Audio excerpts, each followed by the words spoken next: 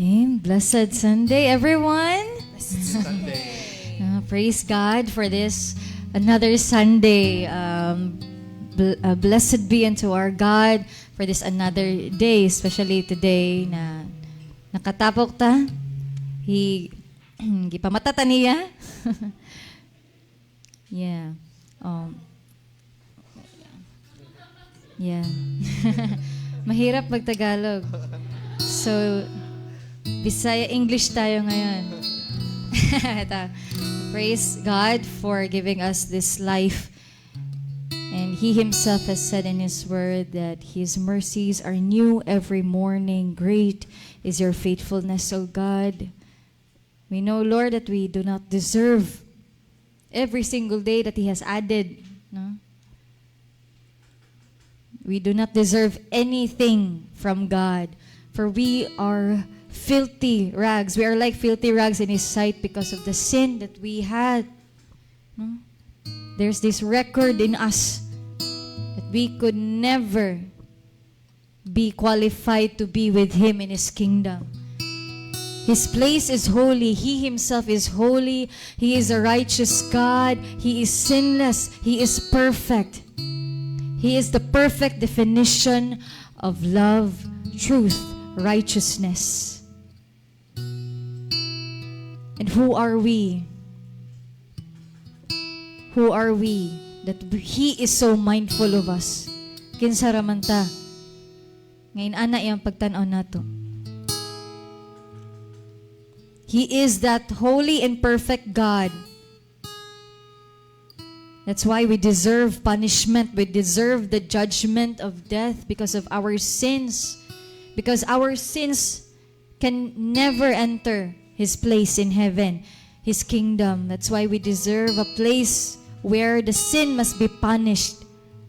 That is the lake of fire, the hell. It was prepared by the demon and his angels, and even to those who are not reconciled with God. And kita na, apil ta na, we all, from Adam until now, and for the generations to come, we have this curse of sin in our blood. And that's why that's what we should deserve. But great is His love and mercy towards us, that even if He is holy, righteous, sinless God,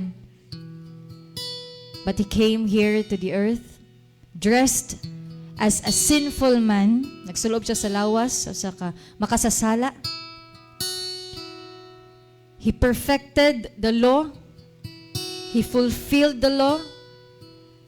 And He took the curse of sin for us. We should experience the wrath of the Father because of our sins, but then He took our place on that cross. He took all the shame, all the pain, all the mockery, and nailed it all to that cross on Calvary. Just to be that perfect sacrifice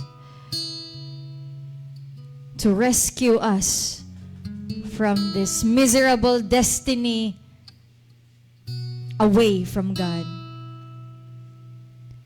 That's why we are here to celebrate, to praise our God, to magnify His name because of all the wonderful works, the miracles that He has done into our lives, this great salvation that He has given us to each and every one who believes His name.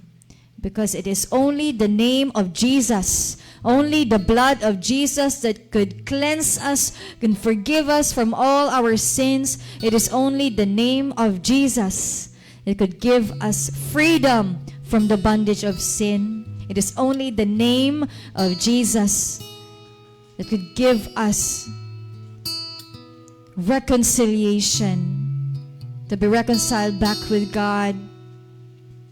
to be called His sons and daughters, to have this new name, new life with Him in His kingdom. If we believe that, then we ought to sing and praise our God as we lift up His name, because His name is holy. He Himself is holy. There is no other holy. There is no other holy. There is no one righteous, but only Jesus Christ our Lord. Let us sing. He is holy forever and ever. Amen.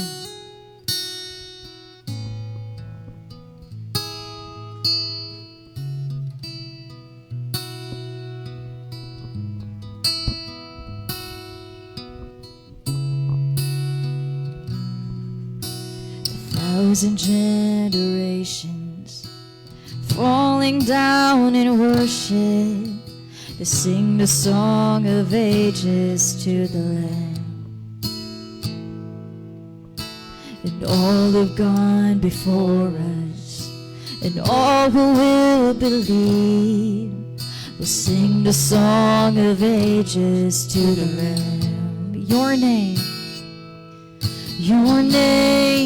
is the highest.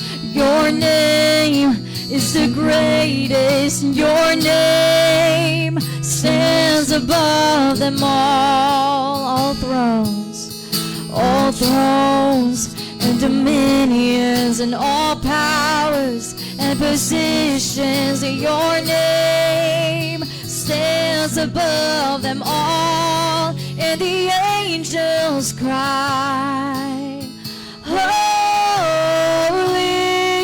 All creation cries, holy. You are lifted high, holy, holy forever.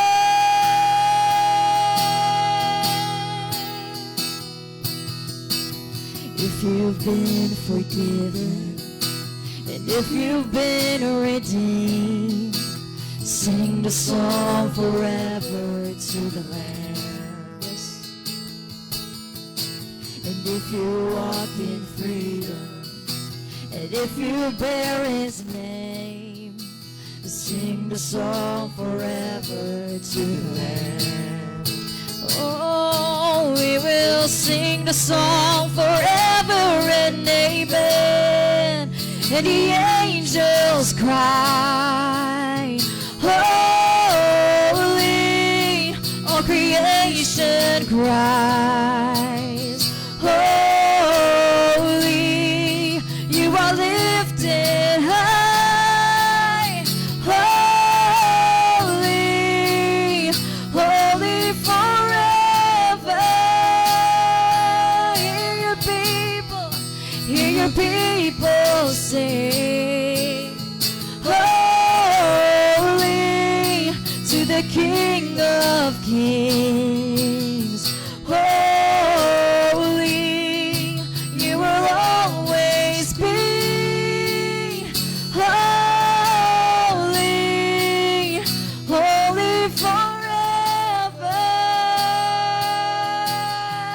Let's sing your name.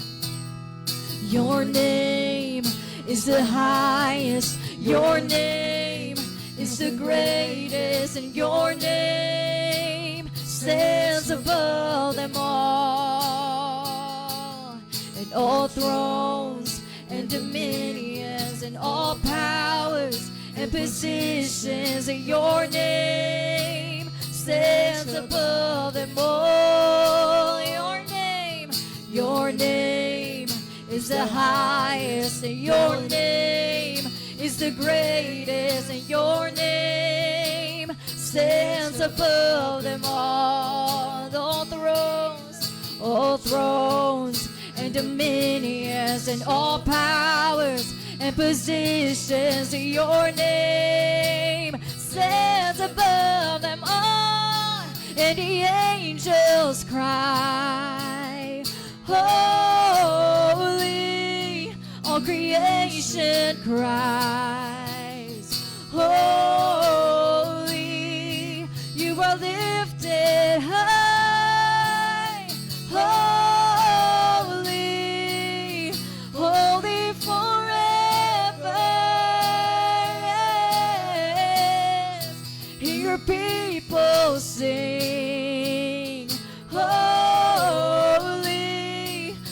King of Kings. Holy, you will always be. Holy, holy forever. You will always be. Holy, holy forever.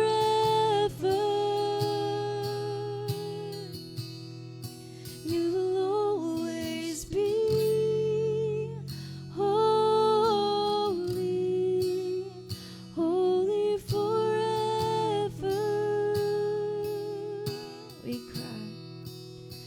We cry, holy, holy, holy.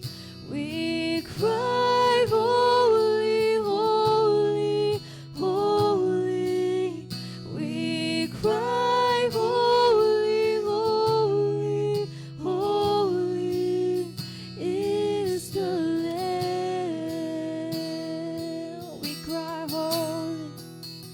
We cry, holy, holy, holy. We cry, holy, holy, holy.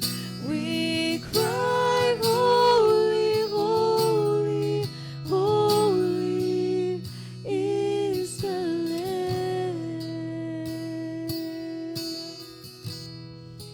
You will always be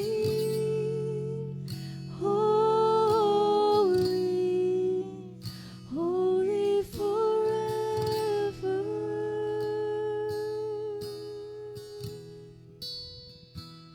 Yes, Lord God, you will always and always be holy, holy forever and ever. Amen. Oh Lord Jesus, we lift up your holy name.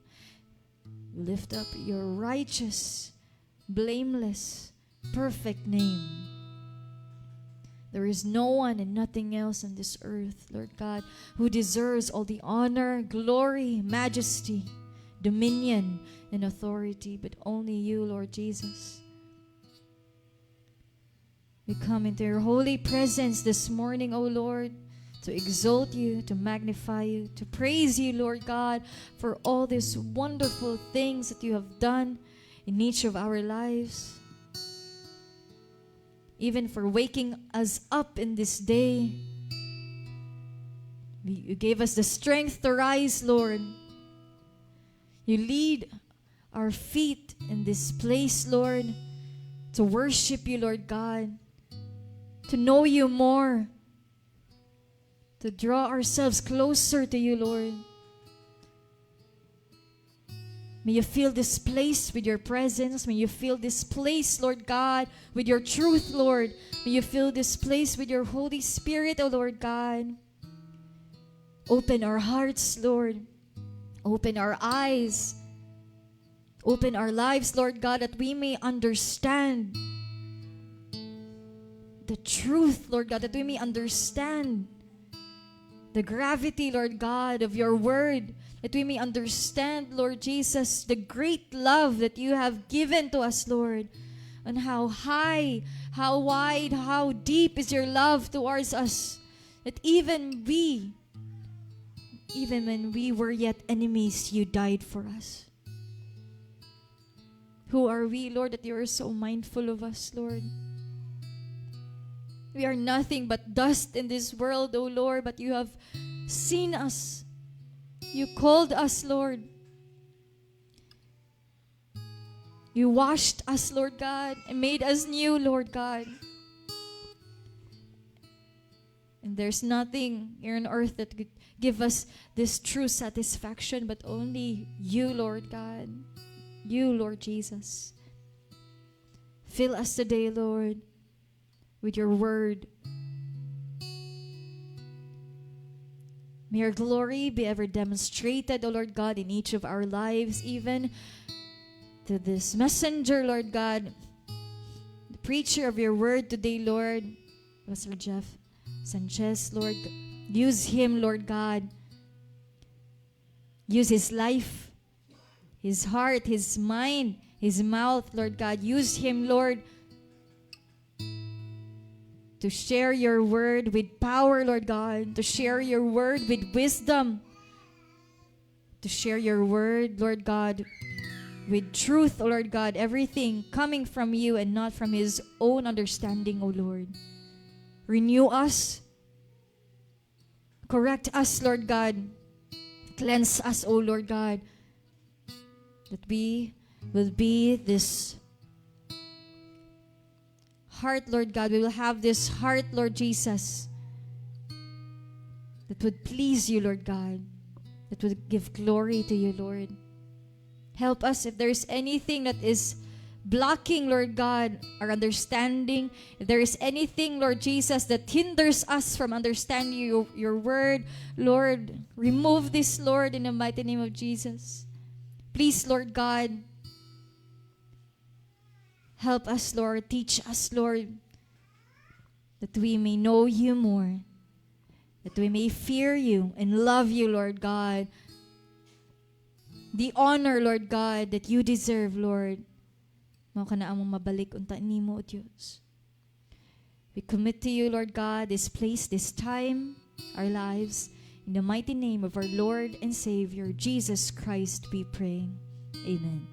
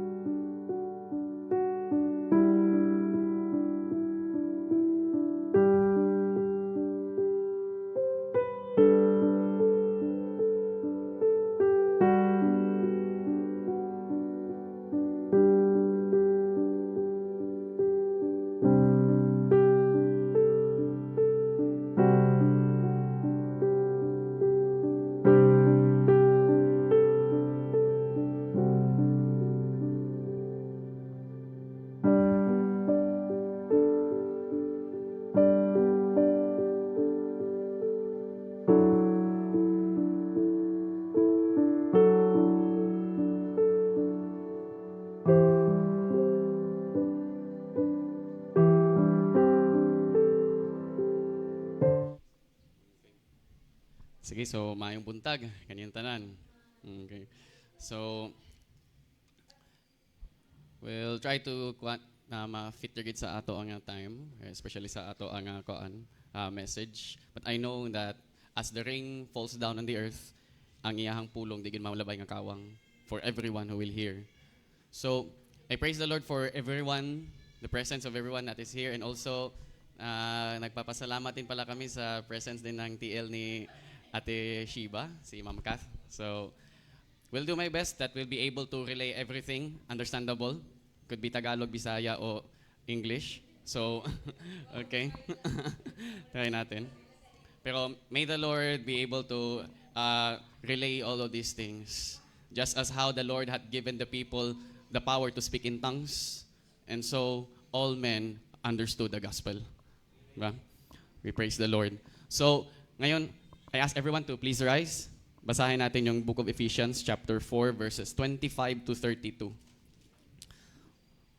So I'll be reading in English.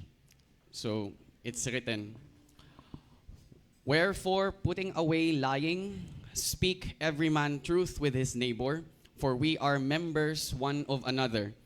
Be ye angry and sin not. Let not the sun go down upon your wrath. Neither give place to the devil.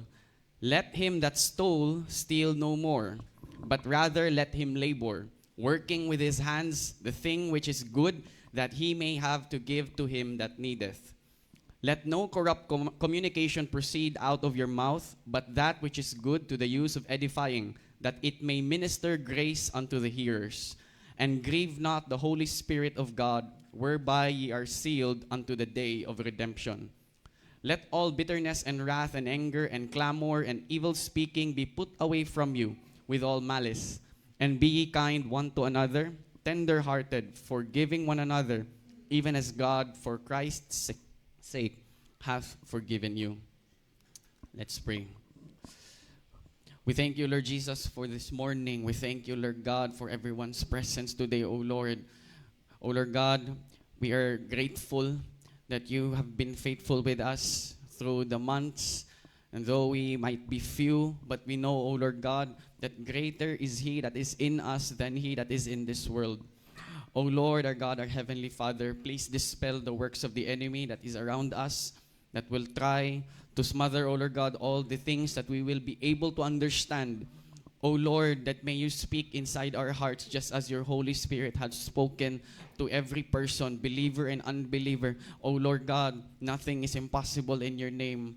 Thank you, Lord Jesus Christ, for every soul that you have sent here, and even those who will be listening online. Lord, that may you lead my mouth, the words that I will speak, that let it be not from my own self, but from you, Lord Jesus Christ. O Lord, that may you cleanse these lips, O Lord God, this unrighteous life. For you have said that you have already sealed me through your Holy Spirit. And may you guide us, Lord God, and that through your word, making more disciples for your glory, O Lord. We know that the seed planted is never in vain. For your glory, we thank you, Lord God, for your word. In Jesus Christ's name we pray, we give thanks. Amen. And let's all take our seats. So, we've been having a series dito sa book of Ephesians. So, this is Ephesians chapter 4. And gusto ko magbigay ng konting recap sa mga verses na natalakay starting verses 1 up to verses 24. So, this is for us to have a good ground kung bakit ito yung magiging next na message. So, you've recognized that verses 25 to 31 is mostly application. Application na. And we thank the Lord, the brethren, the pastors, also the preachers also here were able to relay the earlier verses. So, dito sa Ephesians chapter 4, it started with the verse na nagsasabi that let us walk worthy of the vocation that God gave us. So, may binigay na vocation sa atin yung Panginoon that wherein, to make it simple, He made us holy through the blood of Christ. So it started that we are Gentiles. As Gentiles, we are far away from the commonwealth of Israel. If you wanted, I even give this message to some in some meditations, nga, kung hindi pa namatay si Kristo ngayon, and we just go back in those times, and if you wanted to know the God of the whole universe, you need, in this generation, you need a passport. You need to go to Israel.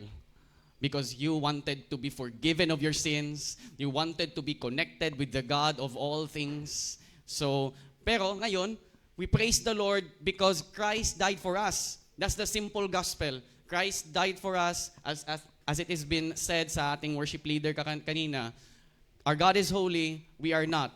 And so God wore sinful flesh in order na tayo ay mabigyan ng kapatawaran sa ating mga kasalanan.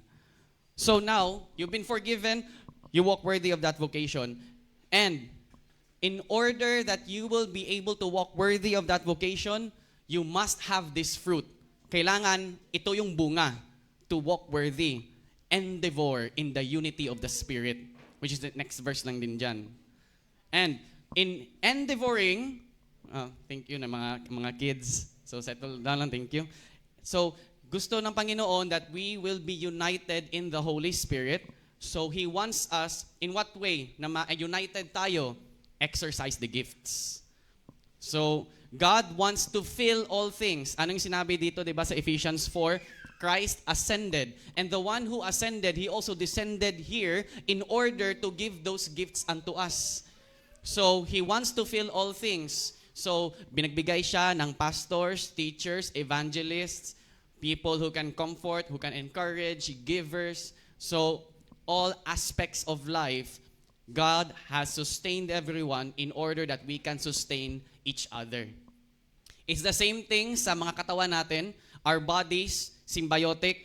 Pag ang katawan natin will all function as ears. Lahat ay tenga. Lahat ay kamay. Lahat ay mata. Paano na yung tao makakalakad? Wala namang paa. Paano naman ang tao makahawak kung walang kamay? So that's how the Lord has designed everyone in the church. Hindi yan magiging like everyone's going to be the same. But God, in His ways, He made it able na tayo makapag-equip sa isa't isa. So, the gifts that you have is not for yourself, it is for everyone.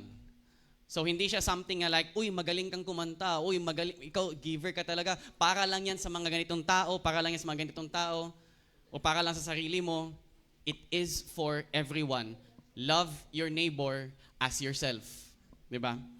So, in contrast, nagbigay dito si Paul sa mensahe about sa mga Gentiles that we will not walk in the vanity of the Gentiles. So this was given sa ating previous na preacher. So, in the vanity of the Gentiles, ano yung opposite doon sa binigay natin na mga passages? Because God wants us to endeavor in the unity through love, exercising gifts for one another. And in contrast, what do the Gentiles do? Their usual practice is they are insensitive to what people need. Probably they can show up professionally kung paano sila makakatulong, but most of the times, it's about themselves.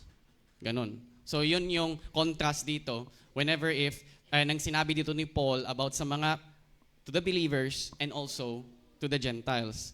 So, now, Paul had concluded that you need to wear Jesus Christ. Kailangan mo na i-put off yung old self, like it's a clothes siya. So, put off and then put on. Put on mo si Jesus Christ. You cannot wear both. So, that is the Christian life. That is the Christian life. And that is your holy vocation, kayo na nakatanggap na kang Panginoong Hesukristo. So, here, this is the challenge in my part because the verses tasked for me is quite of a list. Para siyang list sa mga dapat, ano yung hindi dapat, ganun. But before I'm going to jump into it, I want us to backtrack on the verses na na-discuss ng ating previous na preacher sa Ephesians 4:19 and 22. So, Ephesians 4:19, sinabi dito, who being past feeling have given themselves over unto lasciviousness to work all uncleanness with greediness. So, in other words, it also means that the Gentiles, they've given their lives into vain things wherein they have given their lives into promiscuity na gusto pa nilang gawin yung mga bagay-bagay more and more. Yan yung ibig sabihin ng greediness dyan. So, according to the lusts of their flesh, according to their own desires, they wanted to do it more and more and more. And hindi siya nakakapag-fulfill, hindi siya nakapag-satisfy talaga sa kanilang mga buhay. Verse 22, Sa verse 22, that you put off concerning the former conversation the old man which is corrupt according to the deceitful lusts. So, ang gusto ko na i-emphasize dito is that ang binigay ni Paul na analogy is something about lasciviousness, about lust, ganun. So, these are the lives of the Gentiles which makes them insensitive towards the people within the church. So, I want to give you a historical background dito sa mga taga-Ephesus. So, a little bit of a research. The Greek and Roman Empire dati, they have this what we call a religious and an economic role when it comes to prostitution. So, mayroong isang reading dito from prostitution in historical perspective from Ephesus to contemporary societies. So, sa introduction lang niya, hindi ko na i-delve kung anong pang content nito. Dito nasabi, in Ephesus, prostitutes fulfilled both religious and economic roles and enjoyed a degree of public recognition within civic life. It's professionalism to be a prostitute in their time. Okay? So if that is the common trend dati, then it means people are driven to lasciviousness. People are driven to promiscuity. Anong ibig sabihin promiscuity? Iba-ibang partner, ganon. So, ganon yung kanya dyan, ibig sabihin. So, given that that is the trend before, kaya yung binigay ni Apostle Paul analogy is this, that is the vanity of the Gentiles. Walk not in their lives. But I know, hindi lang about sa sexuality yung problem about lust, but we can also say lust is the lust of the flesh, lust of the eyes, could be work, it could be something about your own desires, that's still lust. So, but I'm going back to the perspective, yung literal lang, na about sa sexuality lang na bagay. Ito Animal Kingdom. Sa Animal Kingdom, I saw a video before. I don't know if you have watched something like this. Sa isang arena, may 2 kabayo na lalaki. And then, ang ginawa ng kaan, yung parang nandun sa gitna, he introduced a female horse. And what happened? Automatic, yung 2 lalaki, nagpatayan. Nagpatayan sila till death para talaga makuha yung female. And it's not just with horses. If you have watched some in National Geographic, even some lizards, they really do it until death in order to get the female. Yung female, wala lang gagawin. Gusto lang niya na mag-pump sa sarili niya and let the males do the dominance. Doon sila magpapakita ng strength. So that's the animal instinct. Ganon. So, here, why am I giving this point? I am emphasizing this because it is because of lust. It is because of wrong desires, kaya yung tao nagiging insensitive towards people around. Ganon. So, as it is said in James 1:14-15, anong sinabi dito sa James 1:14-15? It's written, but every man is tempted when he is drawn away of his own lust and enticed. Then when lust hath conceived, it bringeth forth sin, and sin, when it is finished, bringeth forth death. So, it starts with the lust, it starts with the desire. So, as long as there is a malicious desire, it will bring forth strife and disunity. Ganon. Within the church, if there is a feeling of competition, ang mangyayari, disunited ang simbahan. If within the church, merong merong spirit that people will feel inferior, people will feel like they are discriminated dahil merong people na mas magaling pa siya, ito mababa lang, ganon, then there will be disunity. And it started because there is a lust within, a desire within some of the members. And ang kuwawa, those that are the least within the church. Anong sinabi sa 1 Corinthians chapter 12? Who are the most important people within the church? Yung pinaka-least. Pinaka-least. There's also one thing I even learned. I don't know, have you seen what's the importance of the pinky finger? Alam niyo yung importance nito? Oh, thank you. Kasi Itong pinky finger, usually, akala ko dati, kapag magsusulat ako, kailangan ko lang to para at least may balance sa kamay ko. Pero even though this is just a pinky finger, if you wanted to exercise your heart because you have something, like a problem in your heart, pisilin mo lang to. Nerve ending from the heart goes here. So, inisip ko, ganito lang kaliit na finger. Ang puso ko connected dito. So, even in the whole church, just tell me, whenever if there is someone who is least in there, yung talagang pinakatahimik dyan sa simbahan, and then mabibigla ka na lang mawawala siya, how will you feel?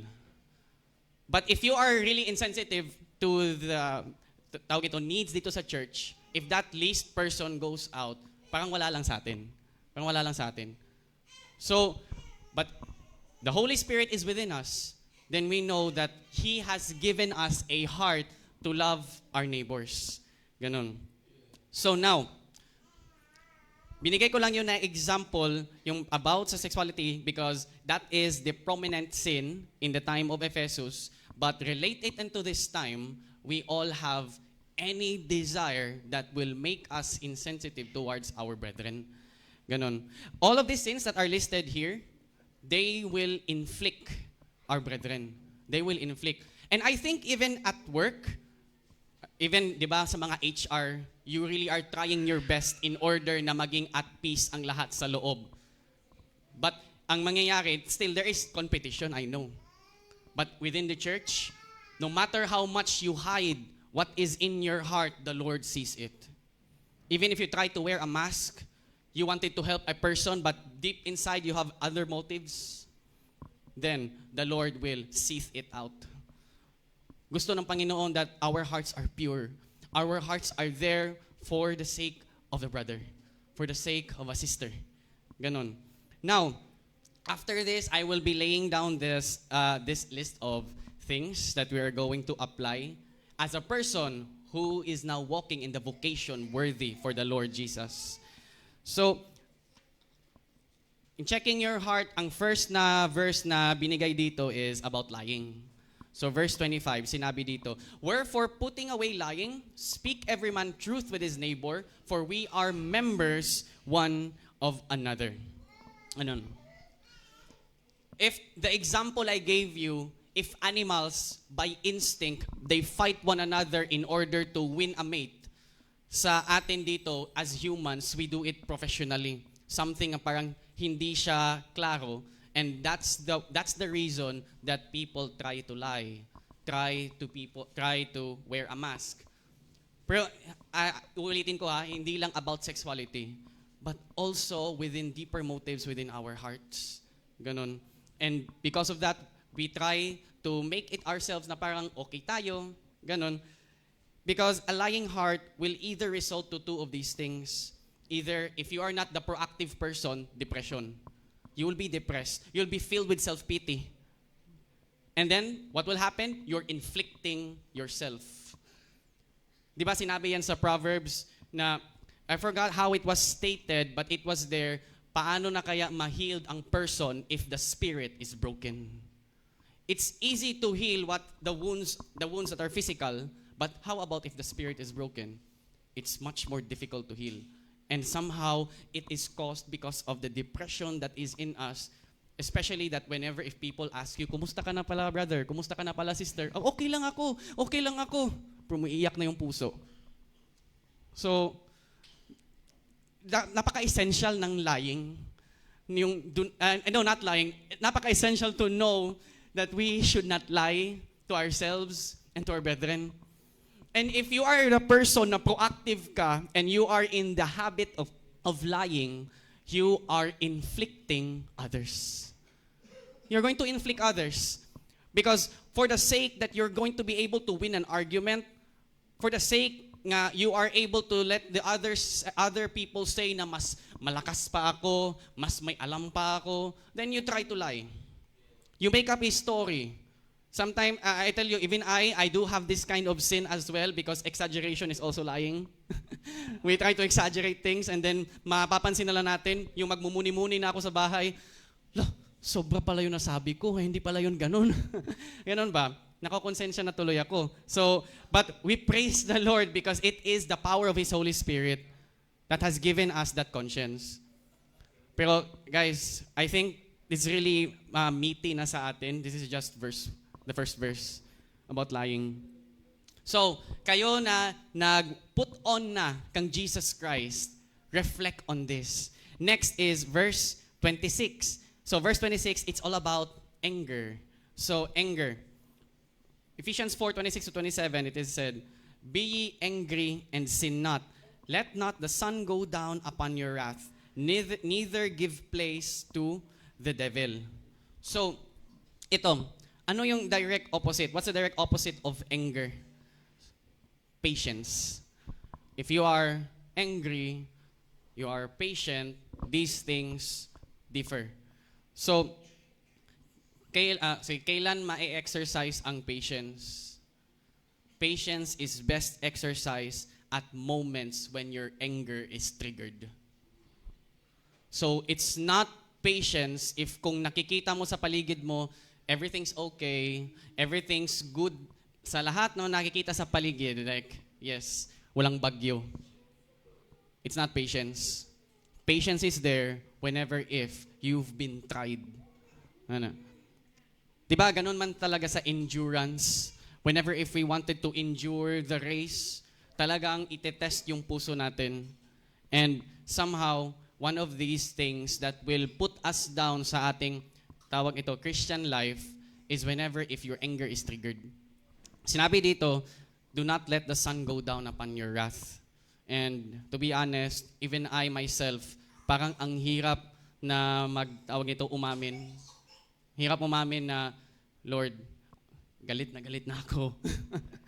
Lord, hindi ko na kaya. Pero try nyo yan na whenever if you are at your deepest moments and i-honest mo lang sa Panginoon that you've been angry, may release. I'm not here to just preach like something like motivational speaking o ano, but this is what's in here. Ito yung nandito. And sometimes less spoken siya sa tawag nito sa ating pag-apply as a Christian. And here, it is written in Proverbs 15:18, "A wrathful man stirreth up strife, but he that is slow to anger appeaseth strife." Parang connected din siya if you are hasty to speak. Kapag meron kang narinig, may nakita ka, and then it reacted sa ano yung ego mo, react ka kaagad. So, magko-connect din siya sa speech, which is yun yung next verse. The next verses is about din dyan sa speech, but later on ko lang i-emphasize. So with anger, kung kanina yung lying, you can inflict yourself, sinaktan mo yung sarili mo, masaktan mo din yung iba. Sa anger din, you are able to consume yourself and you are able to inflict others. I don't know, but there are just people na narinig ko din before. Whenever if someone is angry, wag nyo siyang sumbatan. Wag nyo siyang i-direct kaagad fire to fire because we just don't know, maybe he is also hurting. That's the reason he was angry. And if we are not calm enough to listen first, kung ano yung pinag-rant niya, rant lang siya, rant. Sige, kinig ka lang. Until one day, or not one day, after a moment, may biglang papasok sa isip mo, ay, ito pala yung reason. Then you know where to target. Ganon. Ano sinabi dito sa Proverbs regarding this? Proverbs 14:29, "He that is slow to wrath is of great understanding, but he that is hasty of spirit exalteth folly." So, foolishness ang na-exalt sa sarili mo whenever if you are easily given into anger. But if you are patient, there's so much understanding in you. Ang sinabi pa sa Proverbs that even a fool, when he keeps his mouth or shuts his mouth, is considered wise. Ganon. So, Lord, talagang ang hirap naman talaga yung ganitong klase na buhay ba. Sometimes even, I know others are trying to say na, Pastor, grabe, patient ka talaga ganon. Na, when I was tested, I know, Lord, kulang pa. Kulang pa ang patience ko. And so the Lord will just continuously expose things. Expose. And then once he exposed niya yan, and then you wanted to rant na lang din sa Panginoon, Lord, bakit ito ang nangyari? Eh di sasabihin din ng Panginoon sa'yo, then why not? Bakit? Bakit ko hindi ipagpahintulot yung mga bagay na yan sa buhay mo? Diba? So, this is about anger. And now, let's go to the third part. It's about stealing. It's about stealing. But the context of the verse is not just about stealing, but it also touches about giving. Okay, so what is written? Ephesians 4:28. Let him that stole steal no more, but rather let him labor, working with his hands the things which is good, that he may have to give to him that needeth.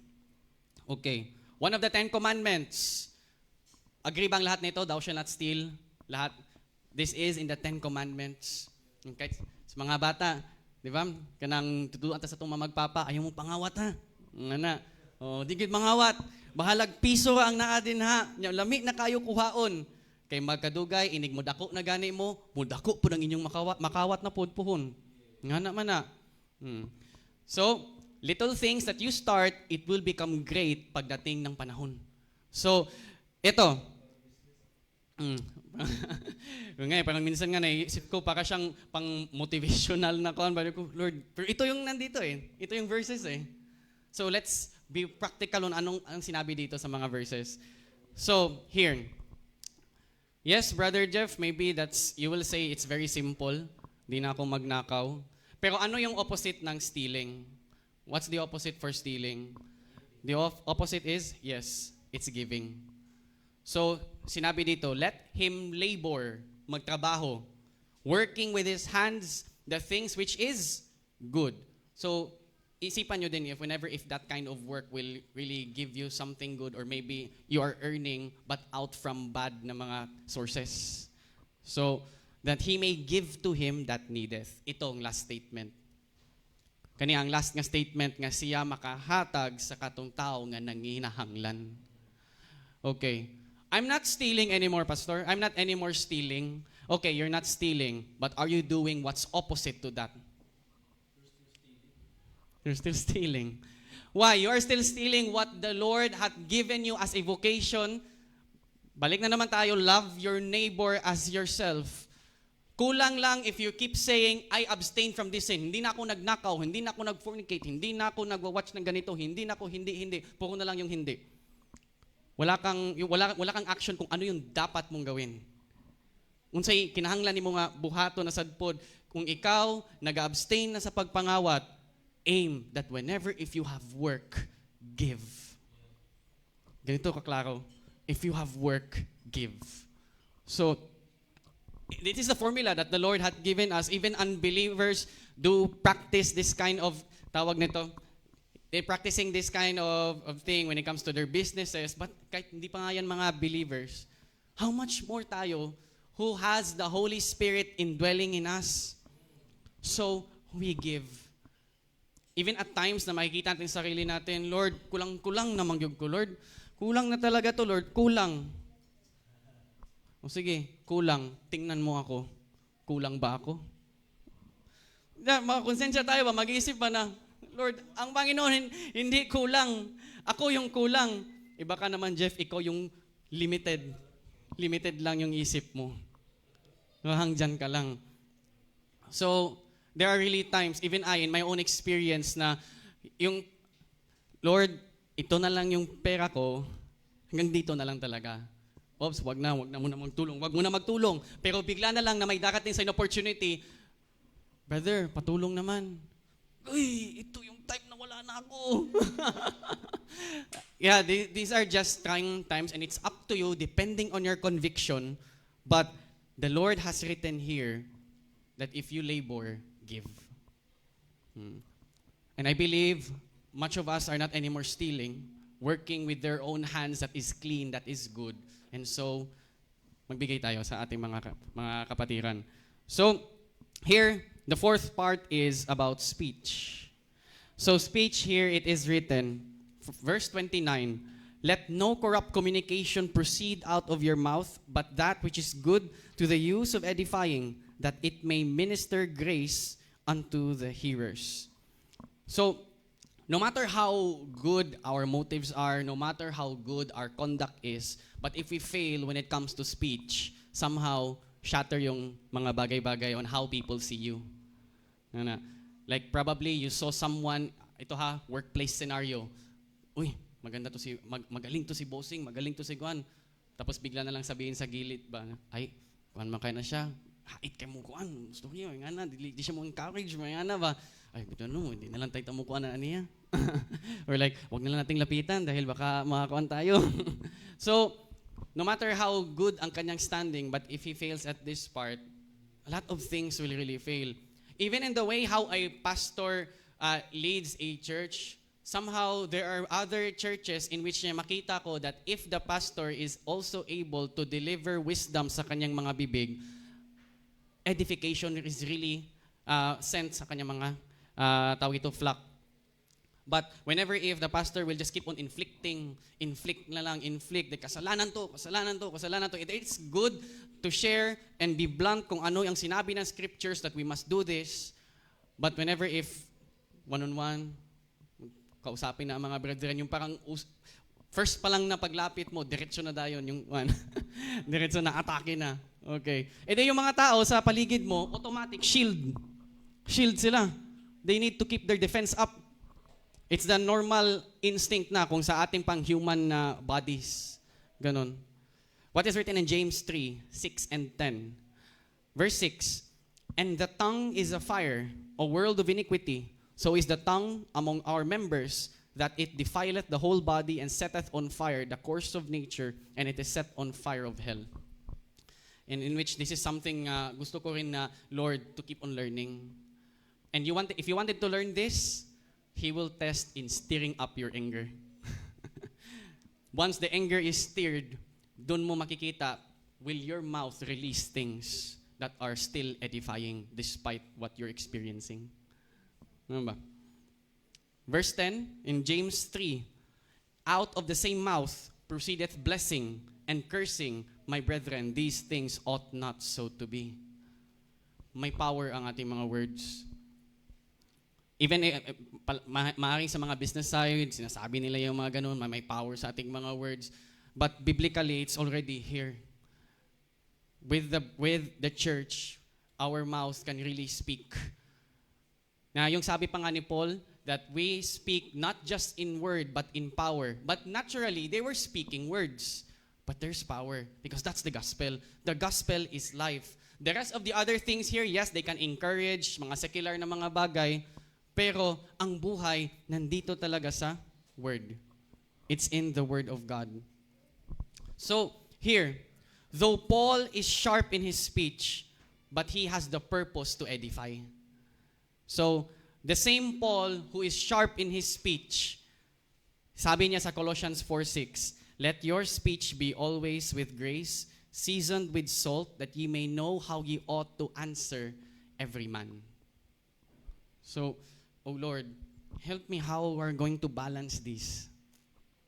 But whenever, if you are here to speak the word, speak the truth in boldness. Probably if there will be times na dadaan ako sa mga verses na ganun, then speak it according as it is written. But whenever na we are now going to deal with brethren, ask discernment sa Panginoon, asking for Him for help in the way how you speak such thing to deliver. Ganon. And now, those are the list of verses that were written by Paul. Ang next na mga verses dyan, he tried to reiterate it. Yung parang, he tried to speak it again. Same pa rin na mga ideas. But before he jumps to that, look at verse 30. Ephesians 4:30. This is what's written. And grieve not the Holy Spirit of God, whereby ye are sealed unto the day of redemption. So how will the Holy Spirit be grieved? Yung word there na grieve in Greek, forgot mo na ilagay ko dito. Nabutang man ako dire. But the Greek for that grieve, it means to make sorrowful. To make sorrowful. To make someone sad. So, there. the Holy Spirit sealed you. Nasilyuhan naman ta, mga igsoon sa pagtuo. And Paul asked us not to grieve him through small things, but probably in the long run, kaya nyo na din maglay na kanang anad na ang imong kasing-kasing ba? Sa ESV na version, when I read this, kalust. Pasabot ni baga na imong kasing-kasing, di na ka-sensitive. Because you've been used to the simple sin. And because of those simple sins, it will cause the downfall of not just you, but also brethren. And sometimes, ako po nga kanang, in the long run po sa ako ang pag-serve as a pastor, daghan pag i-reveal pa ang Ginoo. Daghan pag kayo siya nga kanahan nga i-edify pa sa akong kinabuhi nga, Lord, kulang pagiday ko ani dere. Magsigog reklamo, sigog complain nga, Lord, nganong ing ani man siya, nganong ana may nga natanan. Ug mo po ni pong tanaw sa ko galingon pod, ngano man, ngano di man nimo tugutan. It's for you to be built up in the Lord. Like maybe sa mga kapatiran natin, you may have other people nga kauban nimo sa work, may ana, or kauban lang sa church, or kauban nimo at some certain nga mga transactions. God allows you to be with them so that you will know His attitude, He will know your attitude, and then both of you edifying one another by the power of the Holy Spirit. And He will give you the strength not to give up. At points na gusto mo mag-give up, that's the time He will give you strength that you will say, Lord, I'll continue.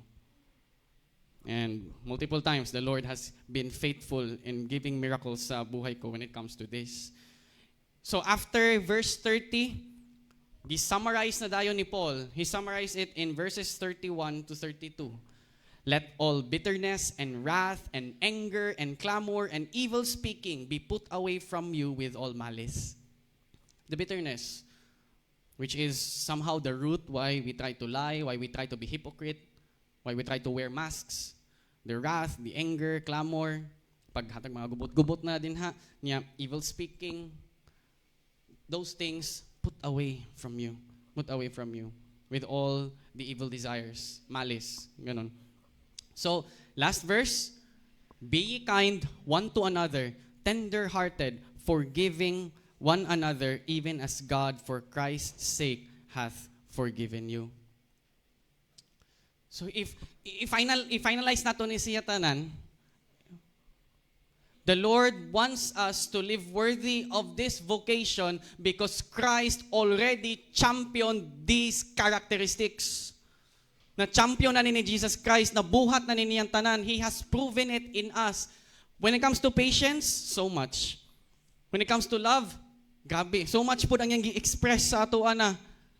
How that in His glory, in His holiness, He is the God of all the universe, went down here in this world. He descended here in this filthy place just to make you holy. Lord, anong bayad? Gihimo na ko nimo nga holy. Unsa kung angay na ako nga buhaton? Christ will say, no, you cannot pay. You can't pay a single. Di gid nimo kaya na nga bayran tanan, but all I wanted you to do, live my life. Just live this life that I'm living now. All of those sins that are mentioned, able siyang mag-inflict ng pain sa ating mga kapatiran. But if you are having the heart of Christ, you will be like a tree planted by the river of waters, having its leaves healing unto the nations. So dili lang kay healing lang sa imuha mga igsoon, si mong tapad dira imong galingkod, but mukuyanap na siya towards more people. If this church will now be filled with the charity of the Lord Jesus Christ, even others will see it, even if tagsa-tagsa na tang naa sa atong mga trabaho, tagsa-tagsa na ta naa sa atong mga pamilya, makita na nila. And I praise the Lord for how He has been working in my life, but still, magaingon ko nga, Lord, kulang pagyud kay makakita gyud ko, mugawas gyud akong karaang kinaiya. I could really say amen katong gisulti ni Bro Marvin na mugawas pa ganyan na og balik pagyud. Tinuod gyud kung mugawas pa gyud ni balik gyud, Lord. But we thank the Lord Jesus. He has given His word so that time to time you will be reminded. So please don't be too filled up with your work. Don't be too filled up sa inyong mga daily transactions. Give time to the Lord Jesus. Even at points that you forget to have your meditation, sometimes ma-feel nimo that you've become impatient. Or sometimes wala discernment sa mga decisions, transactions, ingana. But at times mugawas gid gihapon ang mga mishaps, mga failures gihapon on how we decide. But praise be to the Lord, all things work together for good. Pwede na to isalig lang dihatanan. If we're going to make this a bit heavier, ang gingon kay diri, di ba? Grieve not the Holy Spirit of God. And what is written in Hebrews chapter 3? It is written in the Psalms that the Holy Spirit was grieved with that generation, and so he swore they cannot enter into his rest. Ang grieve dito, in Greek, it means sore displeased, disgusted. He is now disgusted with the people who continuously err. Padayon lang magpakasala. But Apostle Paul had said that you are not those people, but if you draw away, I don't have pleasure with you. Pero grabe ang iyahang paghatag sa assurance. He still gave us the assurance that you are those saints already. You have been transformed. You've already been washed by the blood. And so that the blood has washed you, it means you have already taken off the old self. Kung gikan ana, able na ka, kaning sa last verse, tender-hearted, forgiving one another, even as God for Christ's sake hath forgiven you. Simple lang na statement, Christ hath forgiven you, but it's very, yanang unod yung kaya ni siya nga phrase ba? Because without His forgiveness, you cannot enter into His kingdom. So I believe that everyone here is now trying, or not just trying your best, are now applying the things that we have written here, that have been written by Paul, or probably convicted, wanting to improve more sa iyahang kinabuhi regarding these things. Even I haven't perfected this. Don't be discouraged if you say to yourself, Lord, wala pa ko aning verse 26. Lord, wala pa ko aning verse 27. Even Paul had said, wala niya gi-consider yung kagalingon na naka-apprehend.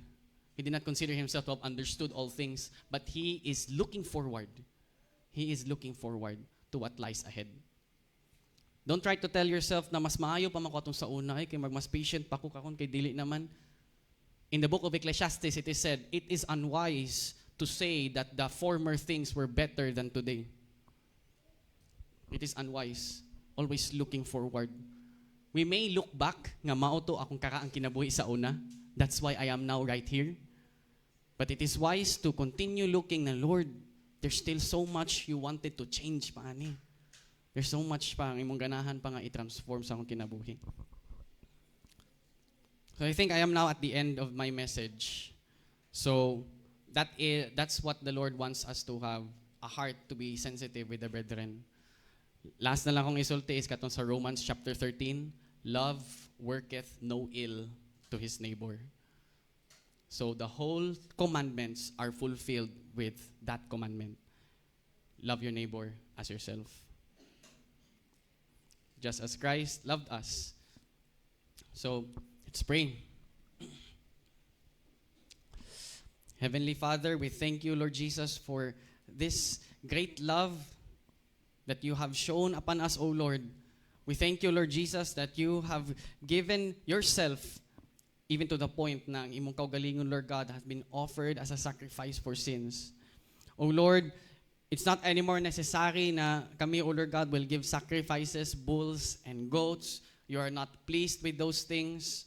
But Lord, a sacrifice that you have done on the cross, nga kami sadpod, O Lord God, will be able to give a sacrifice, a living sacrifice for you, because we're not able to pay for our sins. You paid it all. And Lord, may these verses ring sa mga kasing-kasing, no matter how short may be this message, O Lord God, but we know, O Lord, this will be something that will convict each one as we continue to grow in charity, as we continue to grow in the boldness that is in you, in avoiding sin, but also in living out what it is to be like you day by day. Thank you, O Lord Jesus Christ, for all of this. In Christ's name we pray, we give thanks. Amen.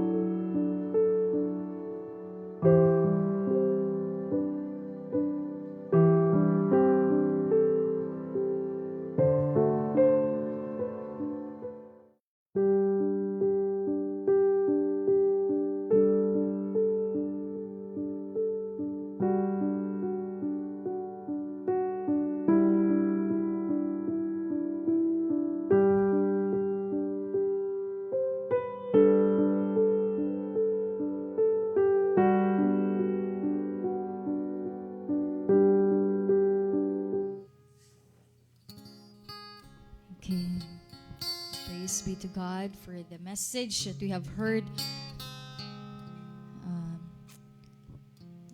Katano, lain-lain classes sa mga angay nato nga i-put off sa ato ang kinaiya, sa ato ang kinabuhi. At kana mo sum up ra gyud tanan sa paghigugma. Dili ta mahimo nga patient, dili ta mahimo nga kabalo mo control sa ato ang mga pulong, dili ta kabalon sa pagtagad sa ato mga kaigsunan kung wala ang gugma. That gisum up tanan sa tanan niyang loss na gihatag, gisum up niya sa usa ka buok. Mao na siya to love the Lord our God with all our heart, soul, mind, and strength, and to love our neighbors, or to love one another as we love ourselves.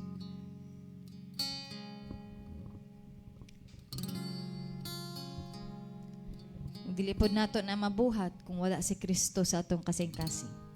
Mo gina nga to ang pangayoon gyud nato, no? Kung wala pa si Kristo sa atong kinabuhi, kigstorya ta niya. Lord Jesus, I want you, ganan ko Lord God, nga mahimo gyud ka nga Ginoo sa akong kinabuhi.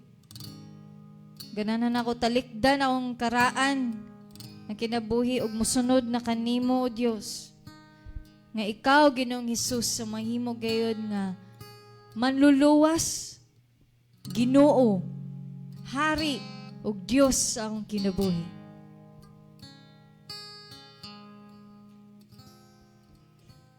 Kung himo nato na nga tinuod nga desisyon ug pag-ampo diha sa Ginoo, siya mismo ang muhatag kanato ni ana nga gugma na angay na natong mahatag pod sa uban. Amen.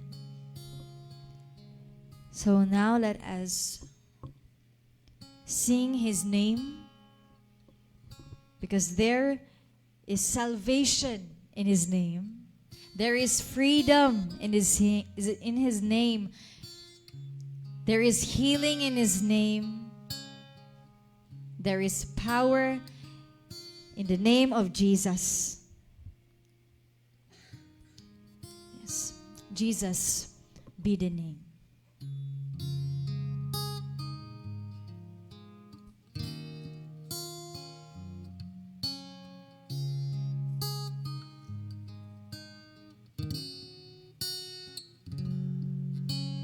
I could sing your name for all my life and still find more to love each time.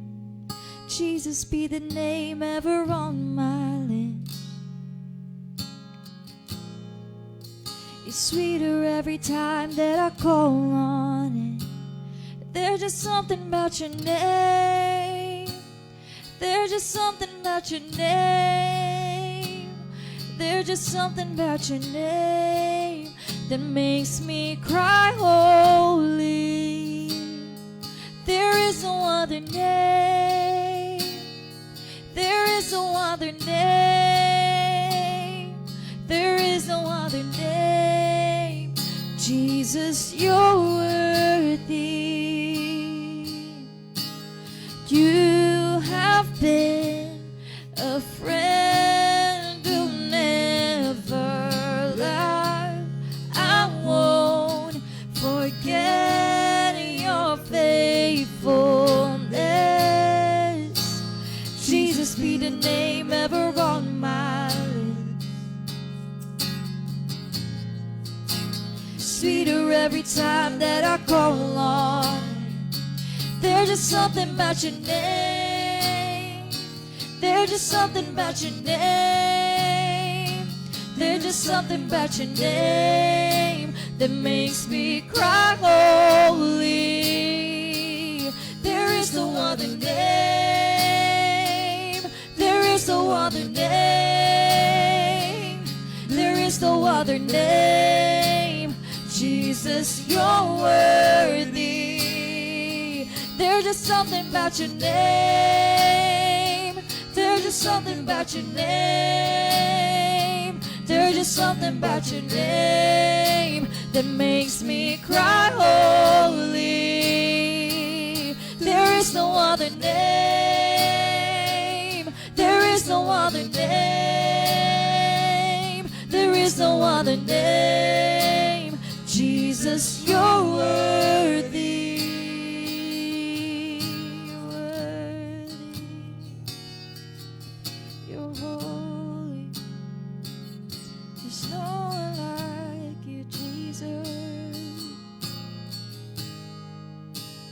Jesus, your name is like the morning light, the one the darkness can't deny, the resurrection and the life. Jesus, Jesus, your name can save, your name can heal, your name can make the storm be still. You never fail, you never will. Jesus, Jesus, the bread of life broken for us, the wounded and the worthy one, the first and last and soon to come. Jesus, Jesus, the King who overwhelmed the grave, the Lord who will forever reign, the name above all other names. Jesus, Jesus be the name. Jesus be the name. Jesus be the name that gets all the glory. Jesus be the name. Jesus be the name. Jesus be the name that gets all the glory. Jesus, Jesus be the name. Jesus be the name. Jesus be the name that gets all the glory. Jesus be the name. Jesus be the name. Jesus be the name that gets all the glory.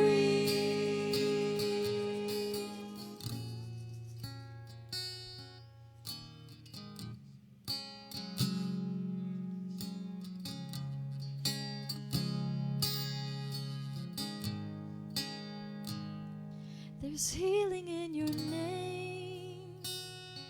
There's healing in your name. There's healing in your name. It makes me cry holy. Salvation, salvation in your name. Salvation in your name. Salvation in your name. It makes me cry holy. Jesus be the name. Jesus be the name. Jesus be the name that gets all the glory.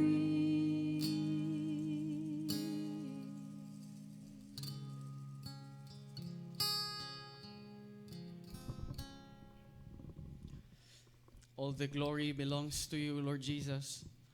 For we have done nothing, O Lord God, even unto ourselves, to save ourselves from our old sinful lives. Bisa ng pagbago gani sa among mga kasing-kasing na kanimo, O Dios. If, O Lord God, the message earlier, O Lord God, nakahatag conviction sa among mga kasing-kasing, we know it is you who will plant unto us that change as long as we ask it from you, Lord God. From time to time, you have seen how that our lives are still in the process, O Lord God, unto the perfect stature of a man. And we know, Lord, you've always been our Savior every day. Thank you, Lord Jesus Christ, for your glory. Thank you, Lord God, for your holiness. And thank you for that righteousness that you've given us through your Son, Lord Jesus Christ. So we pray and we give thanks. We thank you, Lord God. Amen. Amen. Let us lift our voices as we sing that our Redeemer lives and He lives forever. Barok na tanan! Marugta, kung natay tiil mo, marugta. Kung atong awitan na atong Diyos. Ato siyang halaran.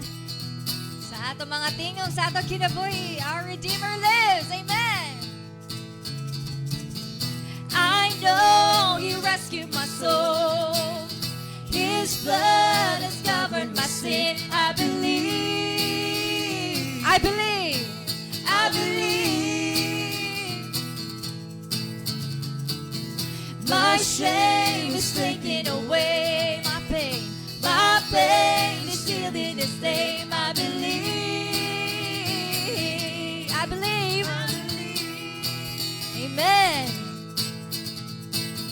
I'll raise the banner. Oh, 'cause my Lord has conquered the grave, and my Redeemer lives. My Redeemer lives. My Redeemer lives. My Redeemer lives. Amen. I know He rescued my soul. I know He rescued my soul.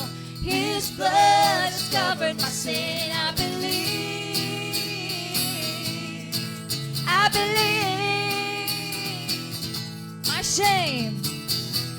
shame is taken away. My pain is sealed in His name. I believe.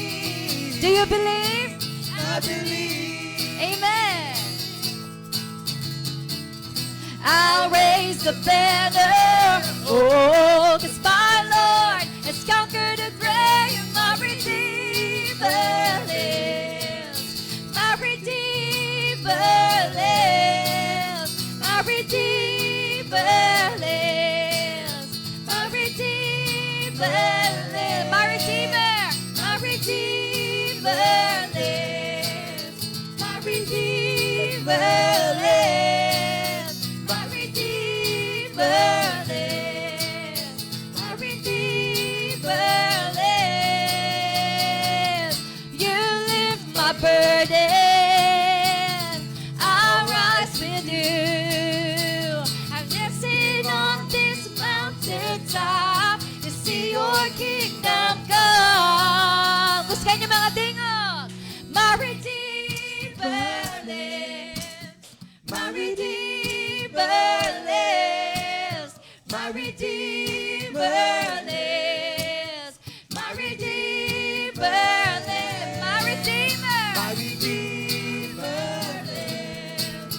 My Redeemer lives. My Redeemer lives. My Redeemer lives. My Redeemer. Yes. My Redeemer lives. My Redeemer lives. My Redeemer lives.